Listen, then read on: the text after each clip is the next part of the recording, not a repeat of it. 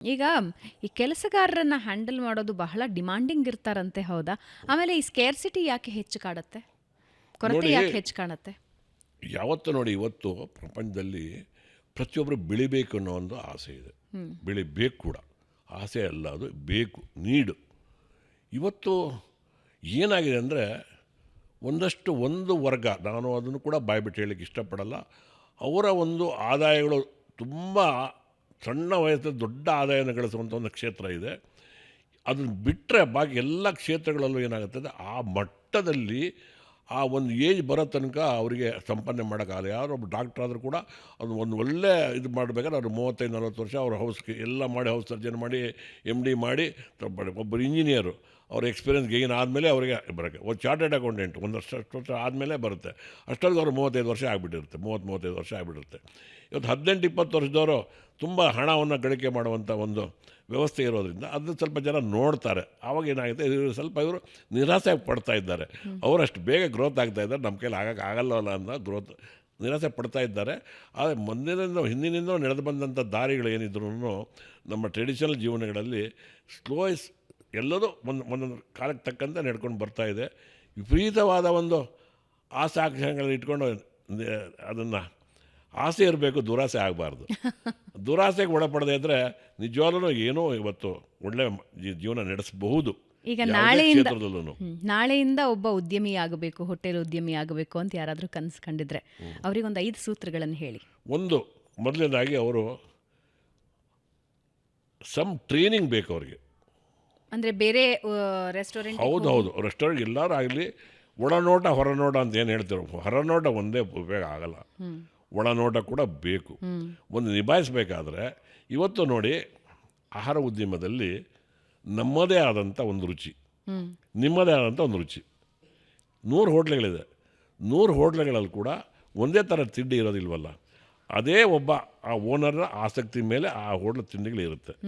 ಅದನ್ನು ಗಳಿಸ್ಬೇಕಾದ್ರೆ ನನ್ನದೇ ಆದೊಂದು ಪ್ಯಾಷನ್ ಇರಬೇಕು. ಆ ಪ್ಯಾಷನ್ ಇವತ್ತು ಏನಾಗುತ್ತೆ, ಮಾನಿಟರ್ ಮಾಡಿ ಪಕ್ಕದ ಹೋಟೆಲಿರೋ ಸಾಂಬಾರು ಅದೇ ಚಟ್ನಿ ನನ್ನ ಹೋಟೆಲ್ ಕೂಡ ಸಿಕ್ಕಿದ್ರೆ ಏನಾದ್ರು ಪ್ರಯೋಜನ ಆಗೋದಿಲ್ವಲ್ಲ. ಬಟ್ ರುಚಿ ಬೇರೆ ಇರಬೇಕು, ಸ್ವಲ್ಪ ರುಚಿ ಬೇರೆ ಇರಲೇಬೇಕು, ಡಿಫ್ರೆಂಟ್. ಅಲ್ಲಿ ಹೋದ ಅವ್ರಿಗೆ ಏನೋ ಒಂದು ತೃಪ್ತಿ.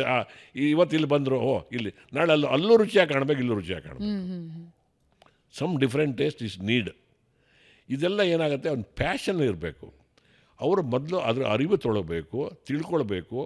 ನಾಳೆ ಒಬ್ಬ ಎಂಪ್ಲಾಯ್ ಬಂದಿಲ್ಲ ಅಂದರು ಅದನ್ನು ಟ್ಯೂನಿಂಗ್ ಮಾಡ್ಸಂಗಿರಬೇಕು. ಯಜಮಾನ ನಿರಂತರ, ಎಂಪ್ಲಾಯಿ ಹೇಳೋಕ್ಕಾಗಲ್ಲ. ಅವ್ರು ಬೇರೆ ಆಪ್ಷನ್ ಬಂದು ಅವ್ರು ಹೋಗಬಹುದು. ಈಗ ಕೆಲವರು ಉದ್ಯಮಿಗಳು ಆಗಬೇಕು ಅಂದ್ಕೊಳ್ಳೋರು ಏನು ಮಾಡ್ತಾರೆ, ಅವರೊಂದು ಊರಲ್ಲಿರ್ತಾರೆ, ಮತ್ತೊಂದು ಊರಲ್ಲಿ ಒಂದು ಉದ್ಯಮ ಶುರು ಮಾಡ್ತಾರೆ. ನಂಬಿಕೆ ಮೇಲೆ ಕೆಲವರನ್ನ ಅಪಾಯಿಂಟ್ ಮಾಡಿ ಫೋನ್ನಲ್ಲಿ, ವಿಡಿಯೋ ಕಾಲ್ನಲ್ಲಿ ವ್ಯಾಪಾರ ಮಾಡೋ ಪ್ರಯತ್ನ ಪಡ್ತಾರೆ. ಅದರಲ್ಲಿ ಒಂದು ಪ್ರೀತಿ ಇರಲ್ಲಮ್ಮ. ಪ್ರೀತಿ ಬೇಕಮ್ಮ ಆಹಾರದಲ್ಲಿ. ಹಾಗಿದ್ದಾರ ಜನ ಇದ್ದಾರೆ, ಬೇಕಾದ್ರೆ ಜನ ಇದ್ದಾರೆ, ಮಾಡ್ತಾರೆ ಬೇರೆ ಬೇರೆ ಸಂಪರ್ಕ. ಅವರವರ ಯುಕ್ತಿ, ಅದು ಶಕ್ತಿ, ನಾನು ಹೇಳೋಕ್ಕಾಗಲ್ಲ. ಇವತ್ತು ನಾವು ಆ ಶಕ್ತಿಯುಕ್ತಿ ಬಗ್ಗೆ ಆಗಲ್ಲ. ಕೆಲವರು ನಾನು ಮಾಡಿ ತೋರಿಸಿರೋನು ಇರ್ಬೋದು, ನಾನು ನನ್ನ ಬಗ್ಗೆ ನಾನು ಚಾಲೆಂಜ್ ಮಾಡೋಕ್ಕಾಗಲ್ಲ. ಆದರೆ ಇದರಲ್ಲಿ ಬೇಸಿಕ್ ನೀಡ್ಸ್ ಬಗ್ಗೆ ನಾನು ಮಾತಾಡ್ತೀನಿ. ಬೇಸಿಕ್ ನೀಡ್ಸ್ ಅಷ್ಟೇ ಬೇಸಿಕ್ ನೀಡ್ಸು. ಅದು ಫಸ್ಟ್ ಅದೊಂದು ಇರಬೇಕು. ಆಮೇಲೆ ಅದಕ್ಕೆ ಬಂಡವಾಳದ ಶಕ್ತಿ ಸ್ವಲ್ಪ ಒಂದು 50% ಅವ್ರ ಬಂಡವಾಳ ಇರಬೇಕು. ಆ ನಂತರ ಸ್ವಲ್ಪ ದಿವಸ ತಡ್ಕೊಳ್ಳೋ ಶಕ್ತಿನೂ ಇರಬೇಕು. ಆಮೇಲೆ ನಿರಂತರವಾಗಿ ಅದರ ಹಿಂದೆ ಬಿದ್ದು ಮಾಡೋಷ್ಟು ಪೇಷನ್ಸು ಬೇಕು. ಇದು 4-5 ಸೂತ್ರಗಳನ್ನು ಇವರು ಕಾಪಾಡಿಕೊಂಡ್ರೆ ಇದರಲ್ಲಿ ಸಕ್ಸಸ್ ಆಗಲಿಕ್ಕೆ ಅವಕಾಶ ತುಂಬ ಇದೆ. ಯಾತಕ್ಕಂದರೆ ಇವತ್ತು ನೀವು ಕೆಲವು ಸಿನಿಮಾಗಳು ಬಂದಿದೆ, ನೋಡಿರ್ಬೋದು. ಒಂದು ಇಡ್ಲಿ ಕಡಾಯಿ ಅಂತ ತಮಿಳಿನಲ್ಲಿ, ತೆಲುಗಿನಲ್ಲಿ ಇಡ್ಲಿ ಕೊಟ್ಟು ಅಂತ ಬಂತು. ಅದರಲ್ಲಿ ಅವ್ರು ಬೆಳಗ್ಗೆ ಯಜಮಾನರು ಗಂಡ ಹೆಂಡ್ತಿ ಒಂದು ಮನೆಯಿಂದ ಬರೇ ಒಂದು ಇಡ್ಲಿ ಮಾರಾಟ ಮಾಡಿ ಅವ್ರ ಜೀವನ ಮಾಡಿ ಯಾವ ಮಟ್ಟಕ್ಕೆ ಬೆಳೆದಿದ್ದಾರೆ ಅಂದರೆ ಪ್ರೀತಿ, ಶ್ರದ್ಧಾ, ಭಕ್ತಿ. ಅದೇ ಅವ್ರ ಮಗ ಮಾಡೋಕ್ಕೆ ಹೊರಟು ಕೂಡಲೇ ಅಲ್ಲಿ ಅವರು ಹೊರಗಡೆ ದೇಶಕ್ಕೆ ಹೋದರು, ಬೇರೆ ಹೋಗಿ ಇಲ್ಲಿ ದೊಡ್ಡವ್ರ ಕಾರ್ಪೊರೇಟ್ ಕಂಪ್ನಿ ಕೆಲಸ ಮಾಡಿ ಬಂದರು. ಮತ್ತೆ ಕೂಡಲೇ ಆ ಗ್ರಾಹಕರನ್ನು ಒಪ್ಕೊಳ್ಳಿಲ್ಲ.